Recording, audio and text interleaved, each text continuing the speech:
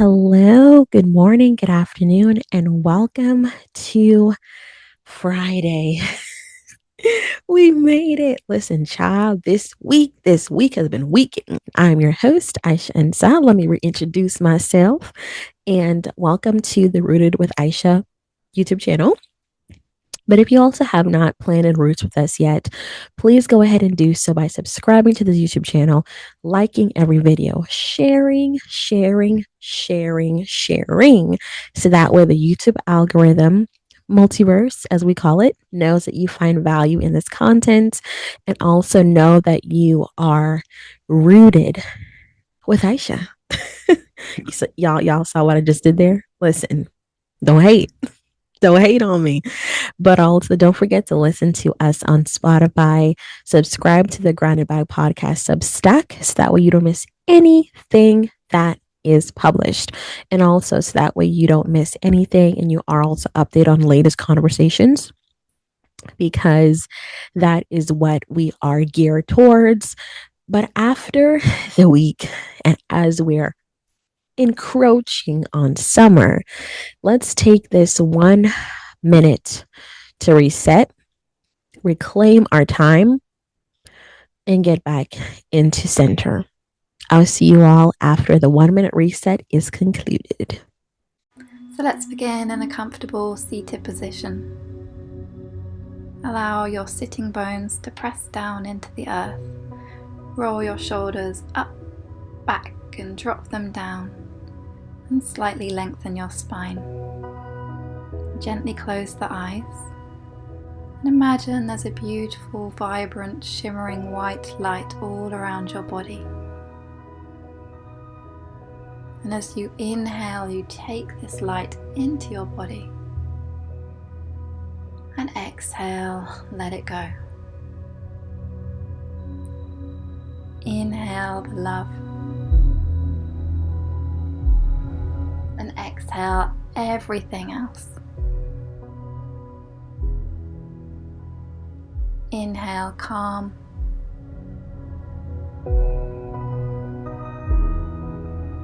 and exhale anything you're holding on to that it's time to let go.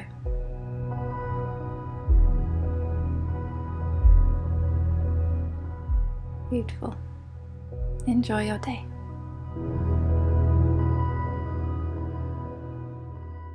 Welcome back. How do you feel? How do you feel? That was really relaxing. That was amazing. And I also love when we can really step back and really have that 1 minute, because when you're working and navigating so much things, it can be very hard and it can be very difficult as you're trying to see how you're able to navigate and leverage everything that you're trying to leverage. And sometimes it feels as if you're leveraging, but it's not moving. So let's get back into center. So last week, we did a little discussion on why license verification matters. Because in light of a lot of clinicians, individuals who are therapists but are claiming to be doctors but who are not, that is precisely why I feel compelled to incorporate this segment a part of the Resource Friday. Because a Resource Friday is resources that are attainable, that we're able to tap into, even though it may not seem as if we can. These are resources that we can definitely tap into, but also find ways to leverage and move and groove towards that. So last week we were talking about why license verification is important and why it matters, because a lot of YouTubers, social media influencers, people in higher places are saying that why do we care so much about what other people are doing? First of all, if you're going to be focusing on mental health and if you're going to be helping individuals that you claim to help, you need to follow code of ethics, which is never mention an individual that you're counseling in a public eye. And also, if you're going to be claiming to be a doctor or claiming to have a license, you need to be ready to always present those receipts. Because just as a Botox doctor a plastic surgeon, a medical doctor has to present themselves as board certified. I need to see your degrees. I need to look up your license and know that it's active because my life is on the line. I have a family. I have people that need me. So that means that I need to make sure that I am okay. Let me get off my soapbox for a minute. But that's why it matters because you're dealing with people, you're dealing with real life human beings. So that's why we're in our resource room right now to really dive into how to verify a license step by step. So the first thing before you start doing your Inspector Gadget stuff is knowing who your provider is and asking for their full legal name. You need to know who is being supportive of you medically, and you need to know who is supposed to be your doctor or therapist or psychiatrist or whomever they are to you or coach. You need to know who they are. So that way, God forbid, something happens, you're able to speak to it. And you need to know what type of license they have. Do they have an LPC? Do they have an LCSW? Do they have an LMFT?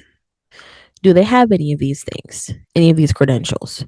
So let's go ahead and ask the Googler, what is an LPC? That's a licensed professional counselor. In context, it is a credential held by mental health professionals who have a master's degree, thousands of hours of supervised clinical experience, and a passing score on a licensing exam. That's who an LPC is. Now let's see what an LCSW is. And that's what I'm working towards. As soon as I get my LMSW, I'm going to go for my LCSW as well. This is a licensed clinical social worker. Is specialized in mental health, professional qualified to independently diagnose and treat mental health, behavioral, and emotional conditions. My supervisor, when I was going through my internships last semester, was my final internship. I have an LCSW who is my supervisor. So they're over me. And I know how to actually look up their credentials. I'm going to use them as a little case study. If they watch this video, hey, it's public knowledge. We all can look it up. Because what's the difference between an LMSW? An LMSW is a licensed master social worker. It is a credential for professionals who have earned a master's degree in social work, MSW, and passed a ASWB master's exam. They are authorized to provide non-clinical social work services and can often practice clinical therapy under supervision. So even though these professionals, which is what I'm going to be in a few months, are not clinically based, they can still provide services because they're licensed. So some individuals, they go on to like provide therapy, but as they say, for non-clinical social work services, then they can often provide those clinical therapies under supervision of someone who's an LCSW. So if I have my LMSW, my supervisor who has their LCSW can supervise me to make sure that I'm doing what I'm doing correctly, since I'm going to be under their clinical license, but also to make sure that I'm being ethical and in those lines and in those guardrails. So boom, shakalaka. Boom. That's the difference. And an LMFT, we need to know our terminologies. We need to know who these people are. That's a licensed marriage and family therapist. Is a mental health credential granted to professionals who are licensed to diagnose and treat psychological, behavioral, and emotional disorders. So if you have a marriage and family therapist, you need to know their credentials. Because I can say, girl, he's not a good man, Savannah, leave him. And I can say, bruh, sir, she ain't the one for you. Next case.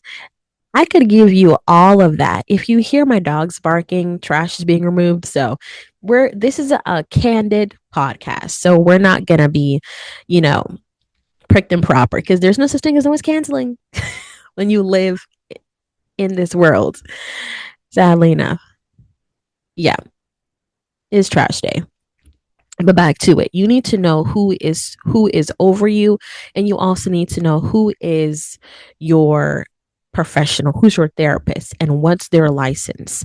So I say all of this to say I'm not saying that individuals who are just starting out aren't worthy of being your therapist or counselor, but you need to make sure that they're going to do right by you, and they're also going to respect you on a level of let me get my degrees together, let me get my knowledge together. Let me get my stuff together. And also, can they provide you with their license number? If they can't provide you with the license number and they're giving you hesitation, that's an instant red flag. Instant. Because they should not feel offended. You are going to be their client. So you want to make sure that they're going to do right by you. So they should not be offended. They should be okay to do it without any issue. And the state they are licensed in. Because many clinicians, I know from my supervisor, she's licensed in the state of Maryland, but not in Virginia, but she's licensed in Maryland. If she was licensed in Virginia, then I would have been able to continue working with her outside of my internship once I get my LMSW because I'm based in Virginia. But for me, I will be dually licensed in both Virginia and Maryland. That's what I intend on being licensed in. So, what I would honestly say is it's very important to be mindful, but it's also very important to know what you are seeking and what you want to do. So, for me, as far as clinicians goes, let's see here. Let's go ahead and do this. There's not a lot of, okay, let me see if I can find a local LPC. Local LPC. So that way I can show you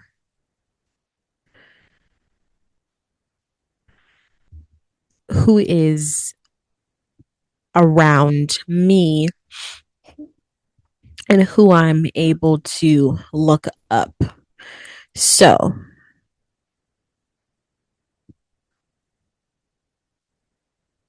okay. Let's do this. Let us do this. So, the first step that you want to take, especially when it comes to looking up your licensed professionals, is if many of you are not familiar with Psychology Today, it is a great resource and a good database to see who is locally close to you that you're able to actually have therapy sessions with, but also who is geographically surrounding you, as well as you have credentials. So, you have Henry Bruns, that's located in Lynchburg, Virginia.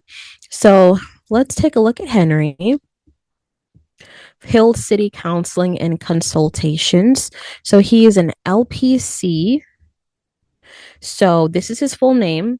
Let me see if I scroll down. He offers, anytime you see a couch, from my experience, they also offer online telehealth. So when I go ahead and take a look at this, it has licensed by the state of Virginia, qualifications. So it gives you a little briefing of what that looks like. So what I want to do is I want to take this number, and that's why I say most typical licensed professionals would be on Psychology Today, and it doesn't necessarily matter which state you're in. You should be able to look up a professional, and he's also endorsed by Amanda Clark. So it has a lot of information here. And also, that also goes back to feeling comfortable and actually asking those questions of your clinician and not feeling as if you have to walk on eggshells because you shouldn't have to. So he's licensed with the state of Virginia. So let's go ahead and go on the Googler. Let's go on the state website. So I'm going to go to the official state licensing board website. Okay. state or LPC. So once you do that, there's different platforms, which for the official state licensing board for LPC would be the Virginia Board of Counseling. So here we are at the Virginia Board of Counseling. So let's go in the license lookup. So remember where we got the credentials from, right? It's from LPC Henry Bruns. If I'm saying his name wrong, forgive me. So we got that from his listing. Let's go ahead and look it up. Okay, so Henry Bruns, licensing expired. This is when his license expires. So you see how easy that is?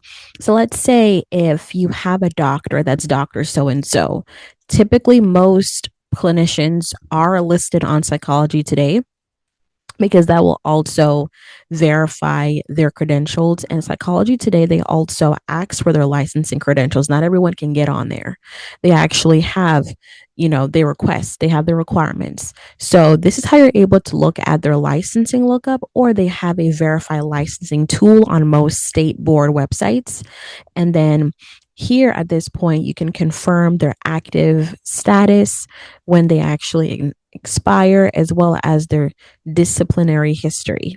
So in this case, this is occupation, license, professional counselor, license number, his name, address, but it just has the city and state where he's located in, the initial date that he received his license, and when it expires. It expires soon, so he's going to need to get that updated. Current active, current activity, additional public information. If listed, sometimes they have disciplinary information. So let's say if someone's licensed was dinged and they received a professional citation, or they received a write up, typically that would be listed on their license. So that's why having a coach is one thing, but having a licensed therapist holds a little bit more weight because it's in a database. You feel me? So unless it's looked up, or unless someone makes a formal complaint with the licensing board, that's the only way how you're going to see a disciplinary history. If a clinician has not been operating ethically, if a clinician has a history of racism, or if they have a history of biases and prejudice, or prejudices towards individuals who are part of the LGBTQIA community, or if they have prejudices against individuals of different faiths and heritages. So that's how you're going to be able to actually see what that looks like. And same thing applies to the other clinicians here, because we looked up Henry, but let's look up Teresa Imani Billingsley. And what I do love is that it has their hours of operations, and then it also offers telehealth. So she gives you a little bit about individual therapy and how much that costs, as well as the payment methods, the insurance provider. So that's a benefit to Psychology Today, because you get to know upfront what they accept, and you can also call or email, so that way you have a little bit more insight. So, but this is her license.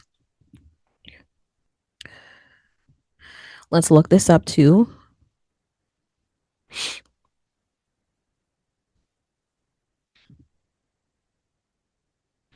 So current active, and her license expires on 6/30/26. So that is also going to be expiring soon. But I love that it gives me a little bit of insight here. It doesn't give me a disciplinary history, because unless she has any dings against her, we wouldn't fully know. But what I do love is that, as that's why I said, as long as you have your clinician's name, let's say hypothetically, if I didn't have her license number, right? So that goes back to our criteria list. Full name, license type. Are they a psychologist, or the license number? Even if I didn't have her full name, as long as I had her last name, but I wouldn't know her last 4 digits of her social. But if I have her full professional name,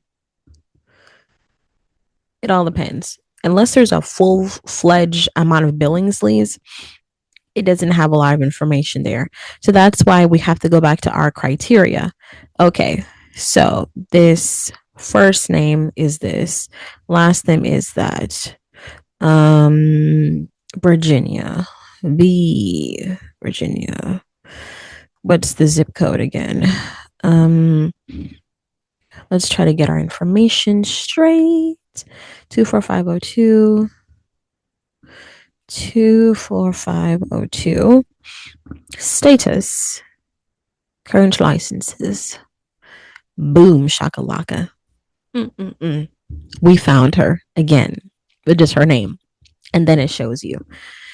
If it shows you any expired license and she's offering services and it's expired, ask her some questions.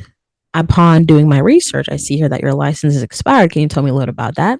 Because I see here that you're offering services and I'm concerned that this is going to be a problem. So that's something you want to do. So let's say if we do, I'm not trying to find myself now. This is my supervisor. She's an LCSW. Hey, girl. So let's go ahead and do this. For LCSW in Maryland, you have to keep in mind that each state is different. You have to keep in mind that you have those two states separated. California has their own state. Virginia has her own state. Every place has their own state. So what we're going to do here is, let's say if I just wanted to look up my clinician who's my supervisor, right? And if I look her up, there's different names here. So let's do this. That's not her name. Her name is Aiysha Darby. So she has different, this is her first LMSW. So she has that one. So verify a supervisor. Now I have to take it a step further. And then now I'm taking it a step further. Now see, I verified her license. Let me go back. I verified her license. This is her first license for her master's LMSW. She has it. Her status is transferred into her LCSW. So if I want to verify a supervisor, this is her. Active in good standings, LCSW, certified clinical. And then it also has her zip code, also has her work phone number, but it also has her supervision approval date was 12/7/09. Disciplinary action, no. So keep this in mind. Don't go trying to call her. Like, don't do that. Keep this in mind. When it comes to looking up a professional within the board of approved board social workers, approved board approved supervisors for your LMSW or for your MSW program, take the step further in looking up your supervisors, because the last thing that you ever need to do is take that step further and pursuing that level of, okay, this is what you need to do versus this is what you should not do. Because at the end of the day, the overall goal is just to ensure that you are not putting yourself and you're not compromising yourself. So I'll definitely blur her number because I don't want you all just deciding to call her and, that's, I don't want her private information on the world wide web for everyone to see. But I hope that showing you all of these steps helps you to actually see that it's easy, but it's also a feasible process in you being able to support yourself, make sure that accurate information is shared, but also make sure that you are able to safeguard yourself, your identity, and make sure that you are safeguarding who you are above all else. And a few reflections that I want to share with you is, did my provider clearly share their credentials without hesitation? That's what we talked about. Check the mood. If your red flags are sticking up, don't care if Susie Q or your best friend goes to that provider and they say, oh, they make me feel so comfortable. I feel seen. No. If their license is delinquent, then that's a problem. And if you ask them some information, they should be freely able to give you that information without wondering, no. We're not doing it. This ain't the banana boat song. There ain't no Dayos here. This is, you been lying to me. You feel me? So that's what's important, to really safeguard that, but also be bold, because this is your life. This is your time and energy. And another question is, am I comfortable asking for verifying information before continuing care? That's a question that I want to leave to you. Reflection. Are you comfortable with asking? Because the worst thing is to say, okay, it's okay. I'm going to trust the process. But then as you go through the process, you realize that there's something fishy going on here. And then it's hard to say, oh my God, I didn't know, when the writings were on the wall. And sometimes we genuinely don't know. So I'm going to give us some grace.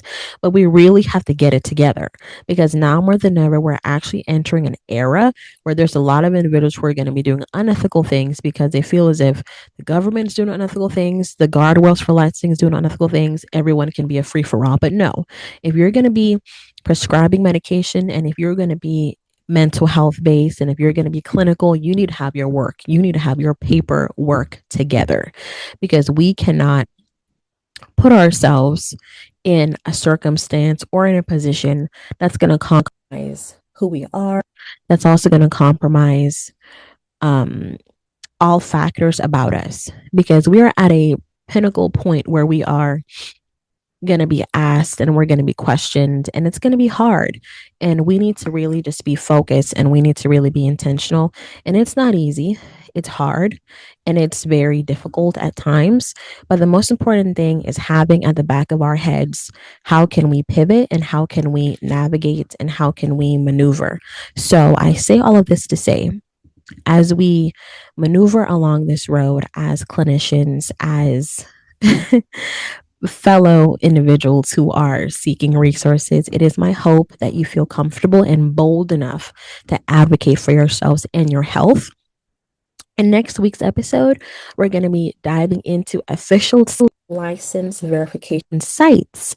So we're going to be dabbling into other states. So I showed you Maryland and I showed you Virginia.